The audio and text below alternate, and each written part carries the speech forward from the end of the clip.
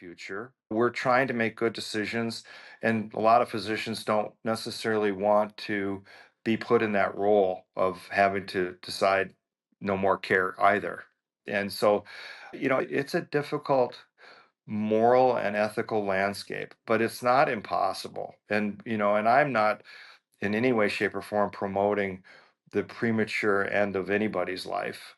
I'm just trying to get people to understand that if they talk about it and think about it and plan for it when they're functional with their spouse, with their family, if they define who is going to be their medical decision maker when they're functional, at that point, at least they've made that decision. And then now that medical decision maker is clear for it's clear to everybody in the family who's going to make.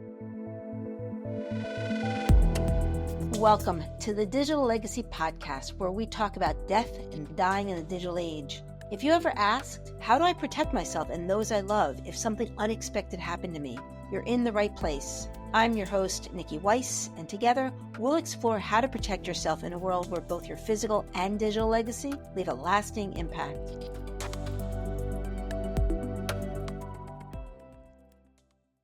And welcome back to another episode of the Digital Legacy Podcast, where we talk about death and dying in the digital age. And my guest today is Dr. Michael Madison. Now, Dr. Madison, you are not just a physician, but also the founder and CEO of a company called Thantacare.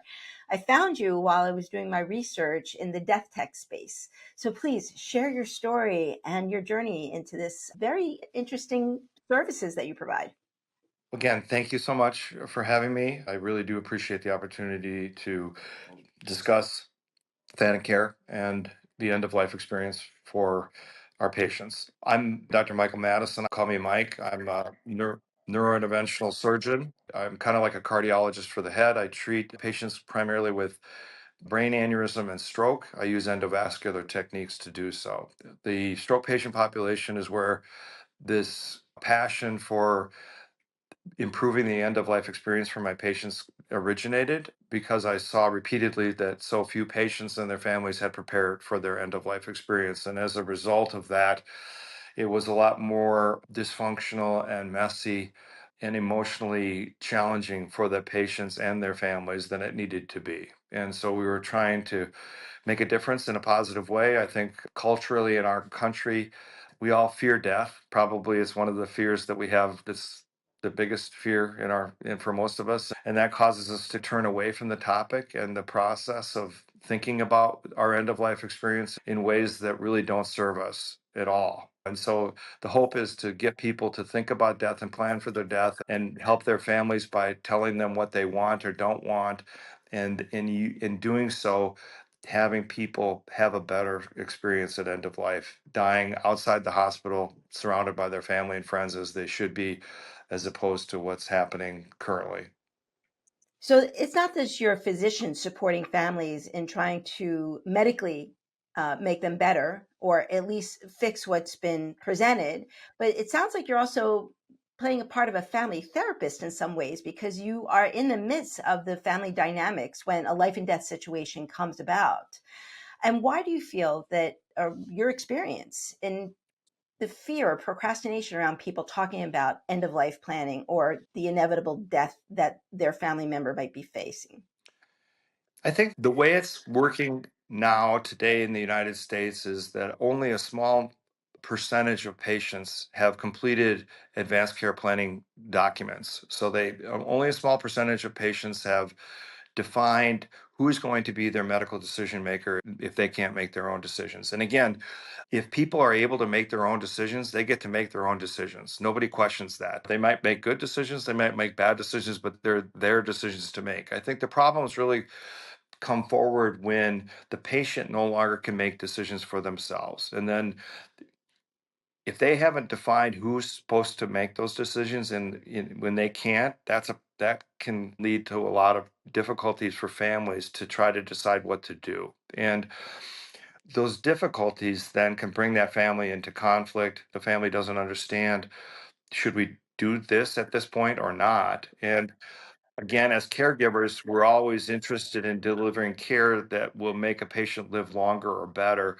It's just that when we face these situations at end of life where we as caregivers understand that the care that we're being asked to deliver probably won't make that patient better, live better or longer, that's the situation that I think needs to be avoided in this country, right? And that's the situation that's not being avoided. My role as somebody who treats stroke is that sometimes, it doesn't make sense. The patient's so sick with different problems, and to do this to somebody when it's not going to make them live longer or better, it's hard. And what ends up happening is if we're not given any guidance by the patient or their family, and the family doesn't have any help from their family member to know what to do under those circumstances, they end up choosing that care. They choose more care. And, we end up doing these things that we don't really necessarily want to do or we don't see the merit in doing. And so it's really complex. There's a lot of different layers to this. The family conflict that we see as a result of all these things at end of life where brothers and sisters no longer talk to each other. The family members, the mom and the dad, would never have wanted that. They never would have wanted in their when they were functional and capable. They've worked their whole life to build their family and to make their family strong.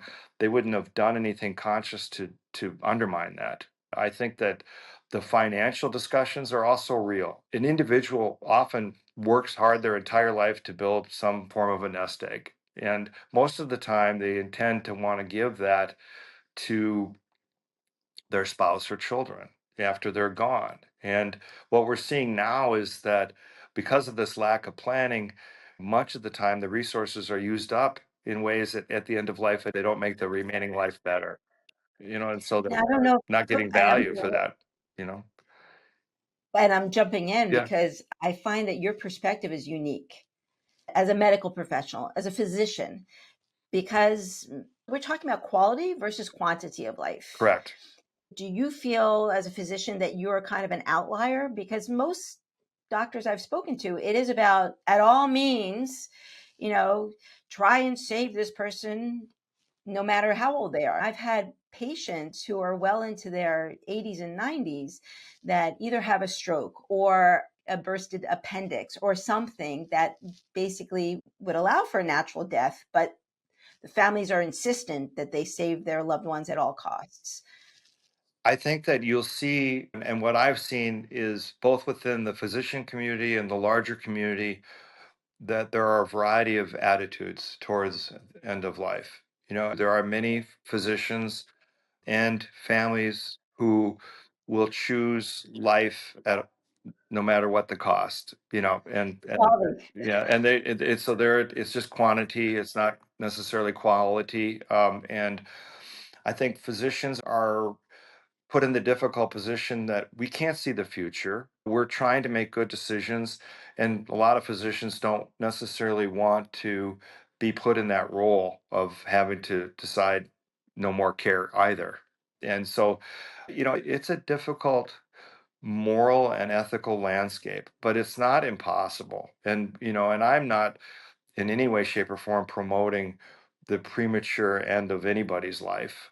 I'm just trying to get people to understand that if they talk about it and think about it and plan for it when they're functional with their spouse, with their family, if they define who is going to be their medical decision maker when they're functional, at that point, at least they've made that decision. And then now that medical decision maker is clear to everybody in the family who's going to make those decisions. If they go further and help that medical decision maker by defining what they want and don't want at end of life under certain circumstances, which often can be kind of fleshed out through the completion of advanced care planning documents, they give their medical decision maker, in the event that they're incapacitated, the opportunity and the information that they need to help them make those decisions. And so that they're not just saying, oh, I can't do it, it's now your responsibility. They're saying, I can't do it, it's your responsibility, but here's what I want. And I think under those circumstances, what I see is those patients who do that often die a much more peaceful and graceful death. And, their family members are put at peace because they have been given these directions and they're not burdened by the guilt of saying potentially no more care. And I think often the patients themselves will have done to them at end of life what they wanted. And right, so, to be able to make those choices. yeah. And so, just for our listeners, let's take a step back and do an educational opportunity, which is advanced care plan. So, this is a document, this is a legal binding document. So, can you explain what it is, who provides it? And I'm going to take a moment here because I've worked with several clients who might be going through a cancer treatment, for example.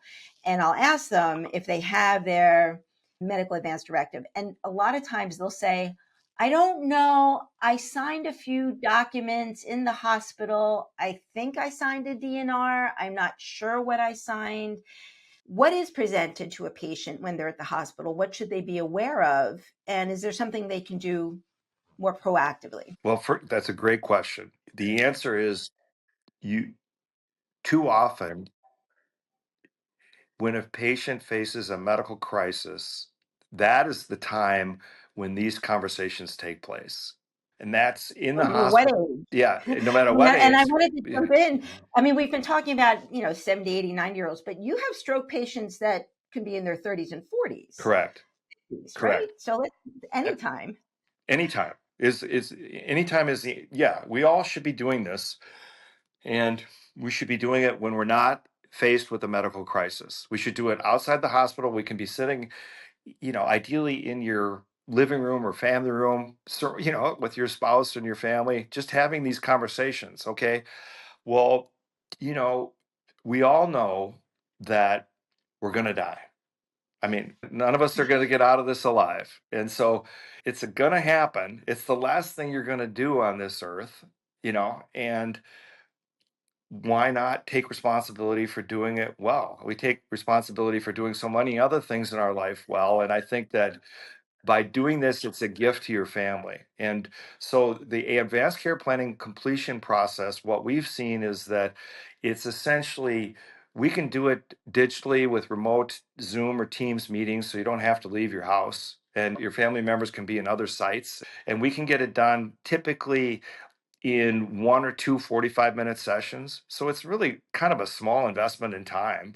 And so what we see is that if that's done ahead of time, it's a lot easier to have these conversations when you're not faced with a medical crisis. And then the other issue that we see, and you alluded to it, is that even if you do it, the documents have to be available and relatively updated when they're needed. And that is when you actually show up at the hospital. And so the other issue we see is that sometimes the people who actually take the step of doing this, either through their lawyer or otherwise, the documents aren't available. And people, and so what we try to do with Thantacare is not only complete the documents, but ensure they're available when they're needed. We give a patient a little card with a QR code that they can carry in their wallet or purse, and that will launch their documents for them. When they complete their documents, we make a little video of the patient where the patient just reaffirms that these are my wishes. And now we don't have to play that video very often, but occasionally in a family, the son's been out in California for 5 years, hasn't seen mom or dad, shows up, almost invariably wants more care done. It's something called loyalty signaling, where they signal their loyalty for their family member and their love for their family member by saying yes to medical interventions at end of life. And so, what we do under those circumstances is we say, well, you know, let's take a break for a moment. Let's look at this video. And the video often will So the very video much is of mom the video of mom expressing. saying, "Hey, these we've talked about this. These are my wishes. Please honor my wishes." And this is the person who's going to make my decisions for me in the event that I can't.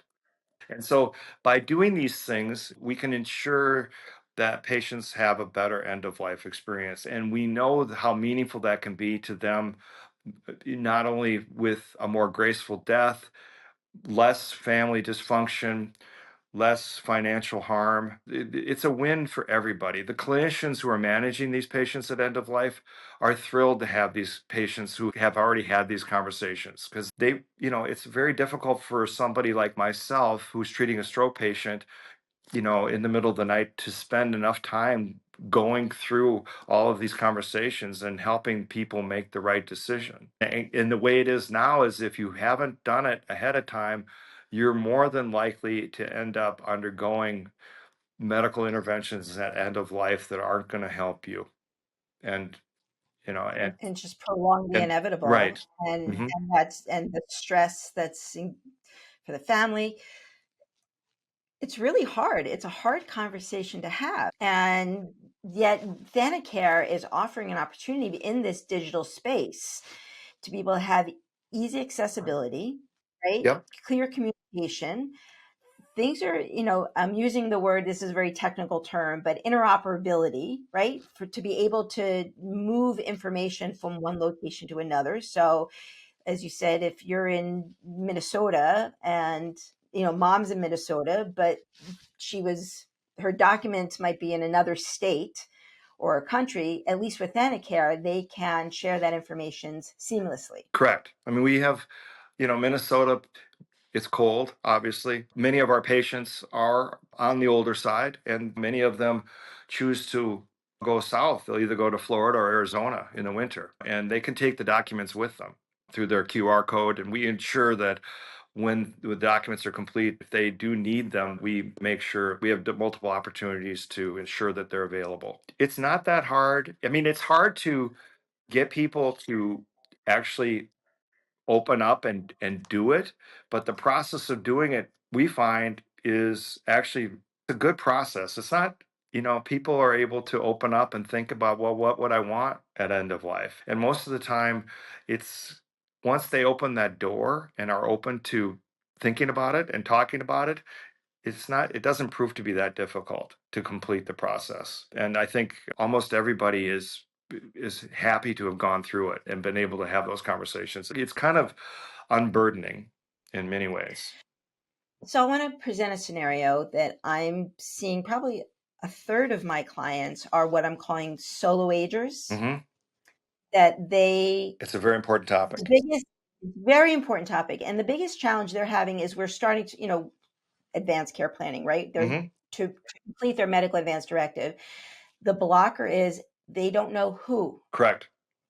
to give, to designate Hmm. as their medical proxy. Hmm. So, what are some, and whether they're a solo ager or they have family members that they love, but they might not be able, those family members might not be able to make that final decision. As a professional, how do you guide people if they're going to sit down and say, okay, I'm ready to do my medical advance directive, my advanced care planning? What should they be considering when it comes to that designation of the person to take on? It's a great question, and it's an increasingly important question because of the number of solo agers. So the easier scenario is that the husband and wife are still alive and functional, then they have children. So under those circumstances, it's pretty straightforward most of the time for the husband to denote the wife or the wife to denote the husband, and then maybe one or two of the children to bring them in as also potential decision makers in the event that they're incapacitated.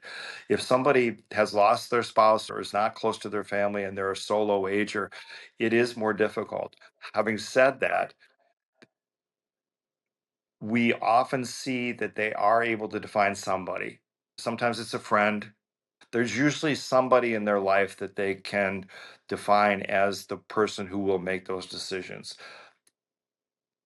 It's even more important under those circumstances for them to define what they want very clearly for that person. I think it gives the solo ager a lot more comfort to know that not only have they trusted a non family friend to make these decisions, but they've given specific instructions to that non family friend. I think it's reassuring to them to know that the anxiety that they may feel as a solo ager as they face an end of life experience can be diminished by making their wishes clearly defined and making this decision as to who they're going to trust. I think that the caregivers who are assigned to treating that patient at end of life, the solo ager at end of life, can also be helped by all that definition. They can help the person who's been decided, the friend who's going to help them make those decisions. They can help that friend if the documents are done and completed in a way that defines what that patient wanted.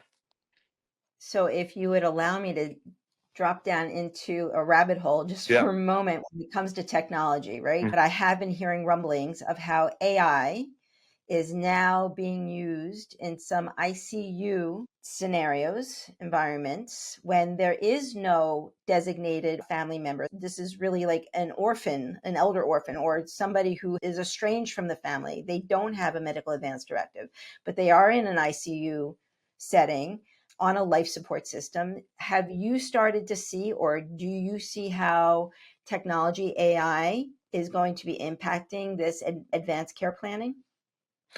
AI is going to affect everything. And I mean, for better or worse. And I don't really have clarity about, I think, I think AI can be used for good, and I think AI can potentially be used for not good. And, I don't see AI being used routinely yet in my medical practice, but I have no doubt that it's coming. I have seen and read, uh, you know, some articles where AI is being used in ways where it kind of might qualify as the not good, where people are being triaged, digitally triaged in a certain direction because of certain underlying medical conditions or hospitalizations or things of that nature. So I think we have to be very careful as we move forward how we use this technology to make decisions about patients and their Ethical. it is really very highly ethical. These are very deep questions. Having said that,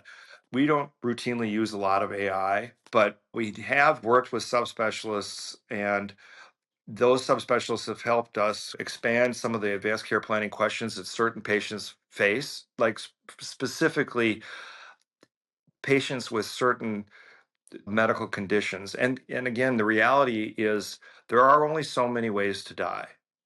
You can die of dementia or cancer or heart disease or lung disease or kidney disease. I mean, it is, in our experience, there really only 15, 20 ways typically that patients leave this earth. And those patients that have pre-existing medical conditions, for example, chronic obstructive pulmonary disease, they get to a place where decisions have to be made of, do you put a breathing tube in? Yes or no. Sometimes if you put the breathing tube in, you can't get the breathing tube out. Those are patients with end stage renal disease are often end up on dialysis. And we know that more often than not, those on dialysis eventually say, no more. I don't want to be hooked up to the machine 3 or 4 times a week for 6 hours. It's too exhausting. I can't do it anymore. And so these are the kinds of things where once a patient has a diagnosis, dementia patients, another example, if they, the endpoint of dementia is often that they stop talking, they stop recognizing themselves and their family members, and they stop eating. Before that point, it's important for them to define for their family members, okay, under those circumstances, do I want to be treated for a pneumonia with antibiotics?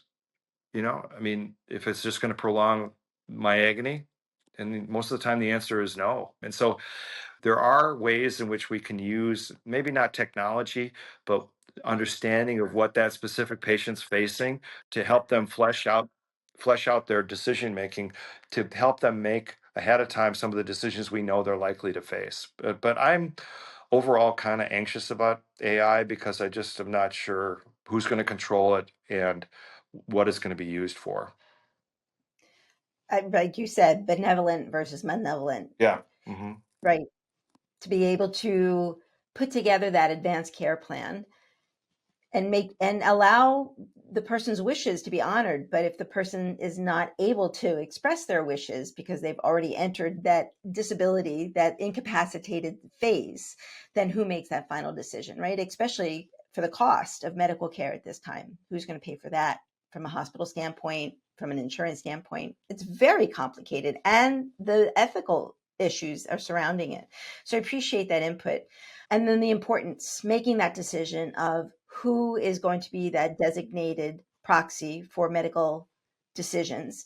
Now, there's two other documents that our listeners might not be aware of. One is the provider order for life-sustaining treatments, and then the other one is medical order for life-sustaining treatments. So can you describe and give a quick education on what those documents are if people aren't aware of? Well, there's do not resuscitate and do not intubate. So DNI, DNR are the two of the mnemonics that you'll hear a lot. The do not intubate is referring to, do you put a breathing tube in to try to resuscitate the patient in the event that they're having a medical emergency that implies that they are likely going into a respiratory arrest, so they can't breathe on their own any longer. The do not resuscitate is referring to the process of doing, for example, chest compressions to restart the heart. And these are very important designations, especially at end of life, because in the event that you haven't defined what your DNR status and DNI status is, then when the emergency medical team arrives at your home, for example, and you're having a problem that implies that they have to resuscitate you, if you haven't decided that you don't want that done, you will be resuscitated. And if the documents aren't available to help define for that emergency resuscitation team that you don't want it done, they have a legal obligation to resuscitate you. And so, what we see under those circumstances, and this is a common tragedy, is that at end of life, patients who wouldn't want it, get resuscitated. And the process of resuscitating a 90-year-old, for example, with chest compressions often Mm. ends very badly for that patient. They end up with multiple rib fractures, and they often will, despite this very aggressive traumatic event that is the resuscitation process, they'll often end up passing within a few hours anyway. I mean, and it's again, it's an example of something that should be avoided if you don't want it. And if you don't want it, you have to put it down on paper. And you did mention earlier in the conversation that this is a legal document. It is true. It is a legal document. But we often remind everybody that it can be changed. It's not like it's inflexible. So if It should circumstance, change. yeah, I mean, I'm yeah, gonna jump in, and yeah, because the people in your life change and yes, your health yeah, status changes, right. and so revisiting it, do you have a recommendation? Like, We how often do you revisit yours? So what we say to our patients is this: once we've completed the documents, as long as everything is the same in their life, then we don't need to revisit it. But if their medical status changes in a significant way, then we need to have another conversation to see how that status change has impacted the documents. And then we generally, as a routine, define a time frame in which we'll check in with that patient and their family. It's often not more than once a year. And for very young patients, it's generally less than that. I mean, for the younger patient population, like you mentioned, the 25-year-old, for example, if they complete the documents, and in fact, they should, there's no reason, you never It's know, interesting you just said yeah, that. yeah, So just to regret, I had a family estate attorney, so she focuses on like young families, and she said you should have your 18-year-old fill out their medical advance directives, their HIPAA release forms as soon as they turn 18. Before they leave the house to go to college, they should have that documentation filled out. yeah. So it's never too young. It's no, I mean, our focus right now has been probably, in all honesty, more on, I mean, 10 or 20% of patients and their families have these documents done. So it's a very, That's it. yeah, that's it. It is crazy low. And the problem is huge. And so we tend to be focusing more on the older patients because Easier conversation, Yeah, but they're more willing. They understand more clearly the need to do it. But I agree with you completely. I don't know that we need any more laws, but I, I'm not a huge fan of making more law. But this, I wouldn't be opposed to a law saying that if you're adult, you need to complete this, because I think it would save a lot of pain and suffering, quite frankly. and that and for the sandwich generation, to me, the sandwich generation would be probably the most impactful focused target market, right? Yes. Because they themselves are at risk because life is going to happen, right? A car Hmm. accident, a brain aneurysm, something could happen, but they also have the aging parents and they might have younger children. So to be able to have that meaningful conversation, to bypass this taboo topic and to empower people to go ahead and make that. So just to kind of close out our conversation here, which has been incredibly valuable, Thanacare, how can people find your website and engage with it? It's very easy. It's thanacare.com. Thanacare.com. And there are links on that website that allow you to make contact with us, and we will recontact with you, and we will walk you through the process if that's what you would like to do. We've worked with independent patients. We have a number of what we call advocates, which are people who are specifically trained to help them complete the document processes. Typically, these are nurses. We work with some death doulas. So we have people who are able to navigate the patient and their family through the process. Typically, again, it takes 1 or 2 45-minute sessions to complete it, and then we will give you the completed documents and ensure that they're available 24/7. I think that we also work with healthcare systems, we work with insurance companies, we work with nonprofits, and so we have a number of different avenues in which we're trying to make that difference, try to get people to think about this and complete this more often than they do. And we're 5 years into this. I don't know when you stop being a startup, but we're 5 years into this. We have grown significantly, but the problem remains a huge problem in our country. And, I can't honestly say that I feel as yet that we've made a big dent in that. We're trying, we're working hard to do so. And I think as more and more information comes out about how negative a lack of planning is for an end of life experience, both emotionally and financially, I think I'm confident that there will come a time in this country where we will stop living or trying to live in denial that this is going to happen. And we will help our families by helping them make some of these decisions when we can't make them for ourselves. And with that, I want to thank you so much for educating, inspiring, and empowering people to live fully but die ready. And with that, we'll end here. Thank Okay. you so much. Thank you.